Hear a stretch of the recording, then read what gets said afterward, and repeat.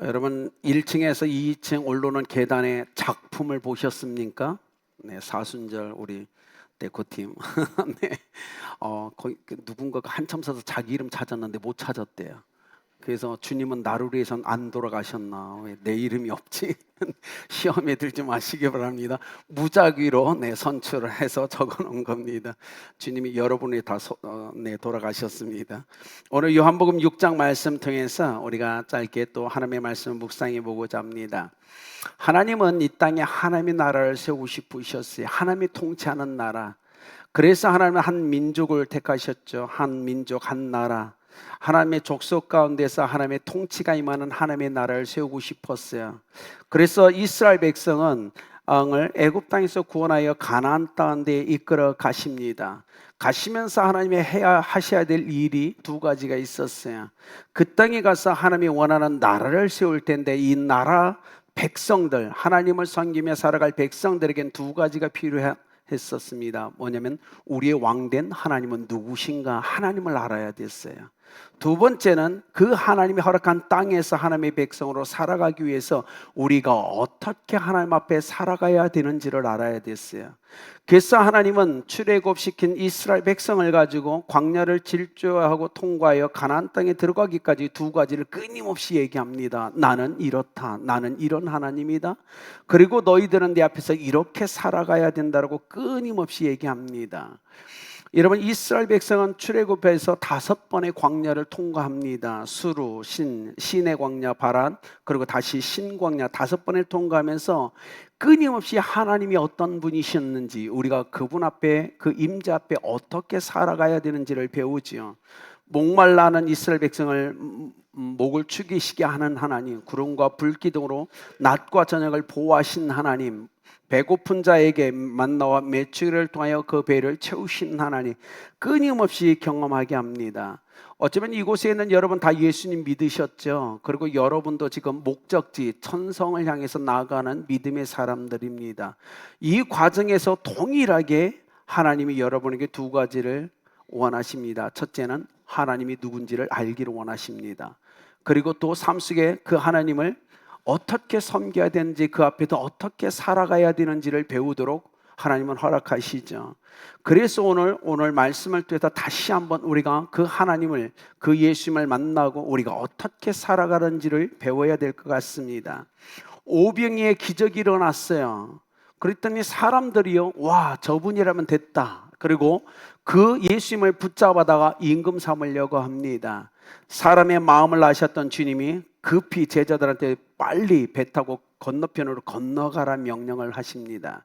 그리고 주님도 무리에서 벗어나 산 위로 올라가서서 하나님 앞에 기도하기 시작하죠. 마태복음 14장 22절에 제자들을 재촉하여 건너가라라고 얘기하고 있습니다. 제자들은 말씀에 순종합니다. 배를 타고 건너편 가버나움이란 지역으로 먼저 가죠. 근데 그 시간은 이스라엘 백성이 애굽에서 출애굽할 때 바로 그 시간과 동일한 시간이었다는 사실입니다. 저녁 시간이었어요. 깜깜한 저녁 시간. 즉 주님은 이 오늘 말씀을 통해서 그 제자들이 출애굽의 놀라운 은혜를 한번 맛볼 수 있는 은혜를 주시고 있다는 사실입니다. 여러분 성경 많이 읽으셨죠? 성경을 읽으면서 오늘 본문에 왔을 때 무슨 생각이 드십니까? 네, 출애굽의 사건이 연상될 겁니다. 여러분 어느 정도 시간이 되었을까요? 제자들이 배를 타고 건너가는 시간 잠잠했어요. 그리고 어느 정도 시간이 지났을 때 갑자기 큰 바람과 파도가 일어나기 시작합니다. 아무리 노를 저어도 앞으로 나갈 수 없는 상황이 일어난 겁니다. 그러자 제자들의 마음에 두려움이 일어나지. 여러분 이건 경험해 보셨습니까? 제가 알기로는 다 경험해 보셨을 거예요. 어느 날 잠을 자다가 여러분 막 움직이고 싶은데 몸이 안 움직입니다. 말을 하는데 말이 안 나옵니다. 두려움이 확 몰려오죠. 아무리 발부둥 치려고 해서 손가락 하나 까닥할 수 없습니다. 옆에서 자는 남편과 하나 불러보고 싶은데 말도 안 나오는 거 경험해 보셨나요? 누군가가 이걸 가위 눌림이라고 얘기하지만 어쨌든 삶에 이런 경험들은 우리에게 있다는 거예요. 도저히 내가 어찌할 수 없는데 그 상황에 두려움이 확 몰려와서 더 깊은 수렁으로 빠지는 것. 오늘 제자들이 그런 것 같습니다. 말씀에 순종하여 배를 타고 건너가는데 파도와 풍랑이 일자 도저히 아무리 노를 져도 앞으로 갈 수 없는 그 상황에서 두려움이 그들을 확 사로잡게 되죠. 이런 마가복음 4장 35절에서 41절에 비슷한 이 스토리가 기록되어 있습니다. 그런데 다른 부분이 하나 있습니다. 예수님과 제자들이 배를 탔는데 예수님은 고물에 가서 배를 메고 주무십니다. 그죠? 오늘 사건에는 제자들만 있었어요. 예수님이 없었어요. 그런데 우리가 아는 마가복음 4장에는 예수님이 계셨어요. 그런데 동일하게 큰 바람과 파도가 일어납니다. 그러죠? 어땠죠? 그때나 여제나 지금 똑같이 그들은 두려워하고 있다는 사실이에요. 예수님이 배 안에 있든 예수님이 배 안에 없든 그들은 동일하게 파도와 바람을 보며 두려워하고 인생을 살아갔다는 겁니다. 무엇이 문제였을까요? 네, 믿음이 작동하지 않는 겁니다. 주님이 계실 때나 주님이 안 계실 때나 믿음이 작동하지 않아요. 주님이 배에 계셨는데도 안 했고 주님이 오늘 계시지 않는데도 이 두려움에 확 잡힙니다. 믿음이 작동하지 않아요. 누군가는 그랬죠. 아니, 순종하면 순풍만 있을 줄 알았는데, 하나님 말씀에 순종하면 순풍만 있을 줄 알았는데, 인생을 살다 보면 때로는 하나님이 우리를 홀로 두실 때가 있더라는 겁니다. 하나님이 옆에 계신데 잠잠해 계실 때가 있더라는 겁니다. 그래서 더욱 두려울 때가 있더라는 겁니다. 여러분 기억하십시오. 어느 날 어린아이가 마트에 갔는데 장난감 앞에서 멈춰 서죠. 눈길이. 근데 갑자기 눈을 들어보니까 엄마가 없어졌네요. 얼마나 당황스럽고 두렵죠. 울먹이기 시작하죠. 그런 것처럼 오늘 이 제자들이 그랬어요. 하나님이 홀로 두실 때, 그리고 잠잠해 계실 때, 하나님은 결코 떠나지 않는데, 나를 버리지도 않는데 갑자기 두려움이 몰려옵니다. 여러분도 그 경험을 해보셨을 겁니다. 사랑하는 여러분 기억하십시오. 하나님은 여러분을 때로 홀로 두실 수 있으십니다. 그리고 간섭하지 않고 잠잠히 계실 겁니다. 그렇더라도 하나님은 결코 여러분을 버리지 않고 떠나지 않는 하나님이심을 믿으시길 바랍니다. 제자들에겐 이 믿음이 작동하지 않았어요. 믿음이 작동해야 되는데, 여러분 생각해 보십시오. 때론 내 눈앞에 아내가 안 보입니다. 남편도 안 보이고 자녀도 안 보입니다. 그렇다고 우리의 사랑은 변하지 않습니다. 그렇지 않은가요? 우리의 믿음도 변하지 않죠. 때로는 우리 인생에서 하나님이 보이지 않을 때가 있더라니까요. 그런데 그때에도 우리의 사랑은, 우리의 믿음은 변하지 않아야 된다는 사실입니다. 그런데 이 제자들은 믿음이 작동하지 않고 있었어요. 여러분 혹시 놀이기구 좋아하십니까? 롯데월드나 에버랜드, 경주월드에 가면 롤러코스터라는 여러분 막 정신없는 놀이기구 있어요. 타보셨나요? 저는 안 타봤어요. 무서워서. 뒤집힐까봐. 막 사정없이 가고 막 회전까지 해버려요. 그렇지 않습니까? 거기 그 객차는 중력과 관성, 구심력이라는 세 가지 힘이 작용합니다. 아래로 위로 움직이고 회전까지 하는데 사고가 일어나지 않습니다. 왜 그렇죠? 철저한 어떤 엔지니어링과 함께 다중으로 안전장치를 해놓았기 때문에 그렇다는 겁니다. 만약에 그 객차를 탄 승객이 안전수칙만 지킨다면 사고가 일어날 확률은 7억 9천만 분의 1이라고 얘기하는 겁니다. 거의 사고가 안 난다고 얘기하는 거죠. 왜요? 안전장치 때문에. 여러분은 믿음의 안전장치가 지금 잘 돼 있으십니까? 제자들처럼 인생이라는 바다 위에 배를 타고 노를 지어 목적지로 가는데 주님이 계시지 않습니다. 여러분 홀로 둡니다. 그때도 안정감을 누릴 수 있으십니까? 그렇다면 필요할 때, 그때 필요한 건 믿음이란 사실입니다. 계획된 고난도 또 계획되지 않은 상황 속에서 고난이 올 때도 있어요. 우리의 삶에 끊임없이 이 바람과 풍랑은 일어날 수 있다는 사실입니다. 그렇다 할지라도 주님께 대한, 우리를 사랑하신 하나님께 대한 믿음은 우리가 내 남편과 내 아내와 내 자식을 믿는 것보다 더 견고하게 그 믿음이 흔들리지 않길 예수님의 이름으로 축복합니다. 오늘 19절에 이렇게 제자들이 노를 저 12월이쯤 가다가 예수께서 바다 위로 걸어 배에 가까이 오심을 보고 두려워하거늘. 예수님은 제자들을 먼저 보냈어요. 그리고 그곳에 오병이어를 기적에 마친 후에 산으로 가서 기도하시니 늦게 출발을 합니다. 늦게를 출발했어요. 그런데 지금 바다에는 어떤 일이죠? 풍랑이 일고 있어요. 바다가 엄청나게 거셉니다. 그런데 주님은 바다와 풍랑을 헤치고서, 그렇죠? 거침없이 제자들이 있는 배에 다가오시고 있다는 사실이에요. 여러분 기억하십시오. 주님은 여러분의 삶에 어떤 고난과 어떤 환경, 무엇이 일어난지를 다 알고 계시는 분이시라는 사실입니다.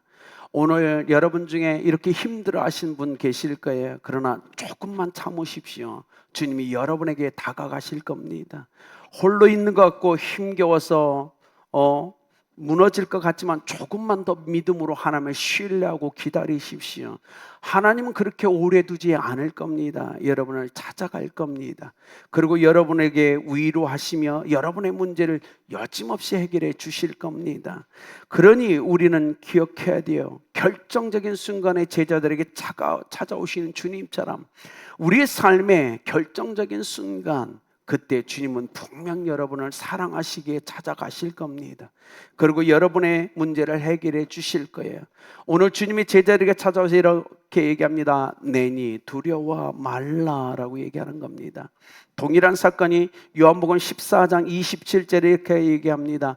안심하라 안심하라 나니 두려워하지 말라라고 얘기하고 있죠. 여러분의 인생에 많은 어려움이 있을 때, 그때는 조용히 하나님의 음성을, 하나님의 개입하심을 기다려야 될 때라는 겁니다.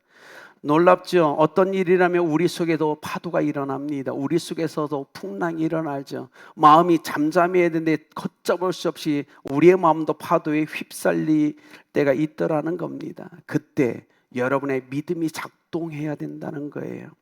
한 부자가 있었어요. 톱밥을 만드는 큰 부자였어요. 아침 일찍 톱밥 창고에 가서 정리를 하다가 정말 의미 있는 손목시계를 잃어버립니다. 그래서 일하는 일꾼들에게 내가 너무 의미 있는 손목시계를 잃어버리네, 그걸 찾아오면 내가 큰 보답을 하겠다고 얘기합니다. 그러니까 막 일꾼들이 몰려와서 막 쓸고 막 찾고 난리도 아닙니다. 근데 오전 내내 찾았는데 찾지 못했어요.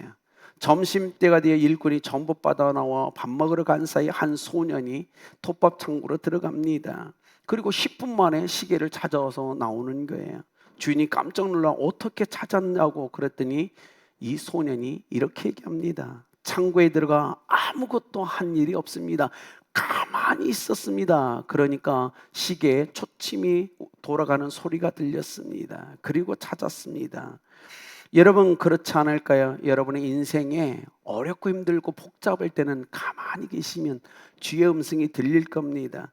출애굽기 14장 13절에 지금 홍해 앞에 있는 이스라엘 백성, 지금 마음이 출렁이고 요동치고 바람이 부는 그들을 향하여 주님이 너희는 두려워하지 말고 가만히 있어서 여호와께서 오늘 너희를 향하시는 구원을 보라라고 선포하십니다. 오늘 제자들에게 얘기합니다. 나다 두려워하지 말라라고 얘기하죠. 여러분 두려움이 몰려올 때는 우리의 마음속에도 파도가 일어납니다. 폭풍이 일어납니다. 그때 우리가 해야 될 건 뭐죠? 조용히 주의 음성에 귀 기울여야만 된다는 겁니다. 여러분 마태복음 9장에 혈루증 여인이 있었어요. 인생이 지금까지 끊임없는 파도에 휩쓸려 지금까지 살아오고 그날 주님을 앞에 섭니다. 그때 주님이 그 혈루증 앓는 여인을 향하여 첫 번째 했던 말이 뭔지 아십니까? 안심하라 라는 거예요. 요동치고 파도처럼 요동치고 있는 너의 마음을 푹 놔라 라고 얘기하는 겁니다. 마태복음 9장에 중풍병자가 예수님 앞에 옵니다. 지금까지 험악한 인생을 살았죠. 폭풍 치는 인생. 근데 그 중풍병자에게 주님이 첫 번째 했던 말씀도 동일합니다. 안심하라 라는 거예요. 이젠 너희 인생의 그 폭풍은 지나갈 거야 라고 얘기하죠. 가진 것 없고 보잘것없는 그의 인생에 주님이 찾아오셔서 했던 한 말은 안심하라 라는 거예요. 여러분, 염려, 근심, 걱정, 자녀와 가정, 사업과 직장 문제 때문에 우리가 인생을 살다 보면 우리 마음속에 파도가 일어납니다. 바람이 불죠. 요동치기 시작합니다. 그때 주님의 음성이 여러분에게 들리길 예수님의 이름으로 축복합니다.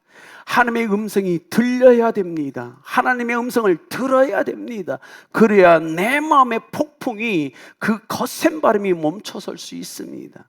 그런데 내가 그 상황 가운데 하나님의 음성이 들리지 않는다면 우리는 더 깊은 수렁에 빠져가게 될 겁니다. 그러니 여러분, 힘들고 어렵더라도 염려, 근심, 걱정, 문제가 막 일어날 때 여러분 마음도 폭풍치지 않도록 조용히 하나님의 임재 가운데 나가십시오. 그리고 우리 속에서 역사하신 그 성령을 따라 외치시는 주님, 안심하라, 나다, 안심하라. 그 소리가 분명하게 들려져 여러분의 삶이 평안하길 예수님의 이름으로 축복합니다. 제자들 앞에 예수님이 나타나셨어요. 나다, 안심하라. 이 소리가 그들의 영혼에 쾅 들리자마자 그들이 믿음에, 그들이 다시 한번 잃어버렸던 믿음이 회복되기 시작합니다. 여러분, 주님이 얘기합니다. 나다, 내니. 여러분, 주님이 끊임없이 여러분에게 말씀하실 거예요. 나다. 그러니 두려워하지 말라. 내가 여기 있다. 염려하지 말라. 안심하라. 주님이 그렇게 하실 겁니다. 이스라엘 백성 출애굽한 후에 주님은 바다에 길을 내셔서 그 길을 걷게 하셨죠. 그리고 오늘 주님은 바다 위에 길을 내시면서 그 길을 걸어오십니다. 그것이 우리의 주님이란 사실이에요. 주님은 길이 없는 곳에 길을 낼 수 있습니다. 여러분의 인생에 많은 문제와 어려움이 있다 할지라도, 아니 길이 보이지 않는다 할지라도 바다에 길을 내시고 바다 위에 길을 내시고 우리를 찾아오셨던 주님은 분명 주님이 가지고 능력으로 분명 여러분의 삶의 길을 열어주실 겁니다. 우리에게 필요한 것은 단 하나입니다. 하나님을 알아야 됩니다. 그분이 어떤 분인지.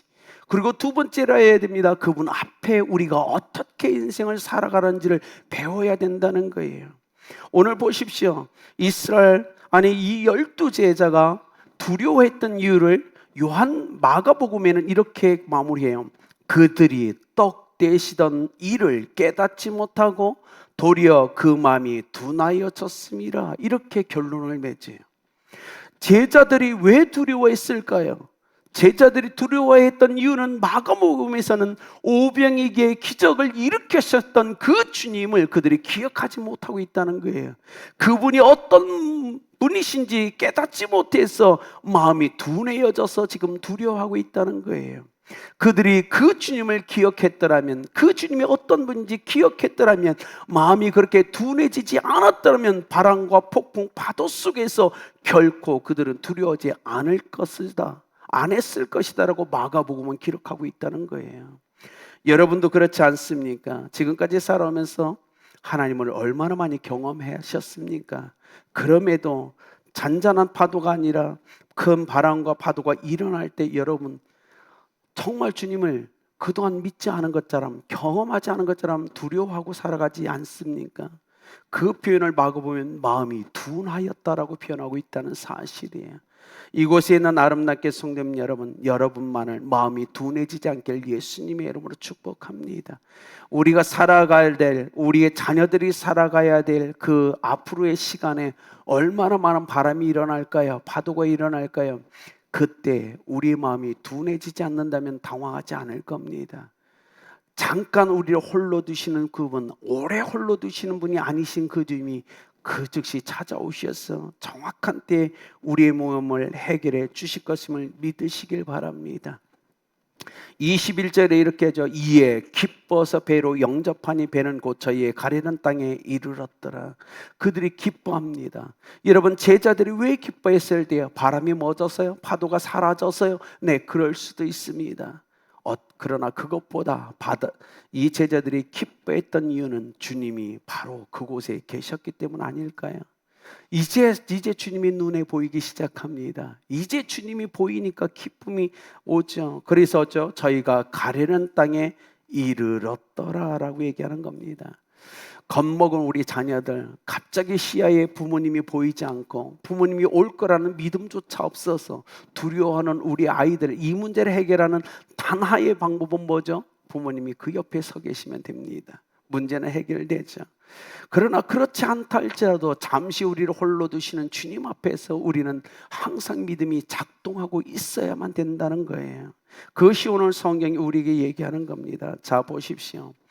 오늘 요한복음에 요한은 성령의 충만해서 오늘 복음서를 기억하면서 제자들이 주님을 기쁨으로 영접하여 가려는 목적지에 도착했다라고 얘기하는 겁니다. 여러분도 지금 인생이라는 바다 위에서 천상을 향해서 지금 나아가는 분 아닙니까? 우리의 목적지는 영원한 천국 아닙니까? 그런데 누가 우리를 영원한 천국 목적지까지 이르게 할 수 있을까요? 오직 주님이십니다. 주님과 함께 이곳에는 여러분은 우리의 영원한 목적지신 천국에 무사히 도착하길 예수 그리스도의 이름으로 축복합니다. 요한은 오늘 이 6장의 말을, 이 말씀을 결론을 내지면서 이렇게 얘기합니다. 여러분, 요한복음 1장 12절에 영접하는 자라는 표현이 나옵니다. 영접하는 자, 곧 그 이름을 믿는 자에게는 하나님의 자녀가 되는 권세를 주었다고 얘기하는데, 오늘 6장의 21절에 동일하게 영접이라는 단어를 요한은 다시 꺼내듭니다. 예수 그리스도를 영접한 자들이여 영원한 목적지에 도착하기 위해서 여러분이 동일하게 예수님을 영접해야 됩니다라고 외치고 있다는 거예요. 요한은 끊임없이 얘기합니다. 성령의 감동을 받은 요한은 오병이의 기적같이 예수님이 어떤 분이신지를 선포하면서 그 제자들에게 예수님을 영접해야 된다, 그래야 우리의 목적지에 도착할 수 있다고 강하게 어필하고 있다는 거예요. 사랑하는 여러분, 예수님을 영접하셨습니까? 그렇게 영원한 천국에 이르길 예수님의 이름으로 축복합니다. 윌리엄 헨리라는 사람이 있었어요. 아주 인생을 잘 나갔죠. 그가 이렇게 얘기합니다. 나는 내 운명의 주인입니다. 그리고 내 영혼의 선장입니다. 나는 내 운명의 주인이고 나는 내 영혼의 선장입니다. 그렇게 자신 있게 인생을 살아가던 윌리엄 헨리, 그가 어느 날 복음을 듣습니다. 그리고 예수님을 만나죠. 그 예수님을 믿은 후에 이렇게 다시 고백합니다. 아닙니다, 아닙니다. 나는 내 운명의 주인도 아니고 내 영혼의 선장도 아닙니다. 그렇게 살아보았습니다. 그런데 그것은 혼돈이었고 불안이었고 절망이었습니다. 이제는 예수 그리스도만이 내 운명의 주인이고 예수 그리스도만이 내 영혼의 선장 되십니다. 여러분, 이것은 모든 그리스도인의 고백이 되어야 되지 않을까요? 이것이 아름답게 성도님들의 고백이 되길 예수님의 이름으로 축복합니다. 결론은 이겁니다. 어렵고 힘들 때, 바로 그때 나의 믿음이 작동하고 있는지를 확인할 때라는 사실입니다. 더 나아가서 어려울 때, 바로 그때 주님은 나에게 관심이 있으시며 변함없이 나를 사랑하신다는 걸 경험할 때라는 사실입니다. 때로는 우리 하나님이 여러분을 홀로 두실 때가 있습니다. 그러나 오래 걸리지 않을 겁니다. 결정적인 순간에 주님은 오셔서 여러분 옆에 서 계시고 여러분을 영원한 목적지로 인도하실 것입니다. 주님을 온전히 믿으시고 그렇게 동행하시며 목적지에 도착하는 여러분 되길 예수 그리스도의 이름으로 축복합니다.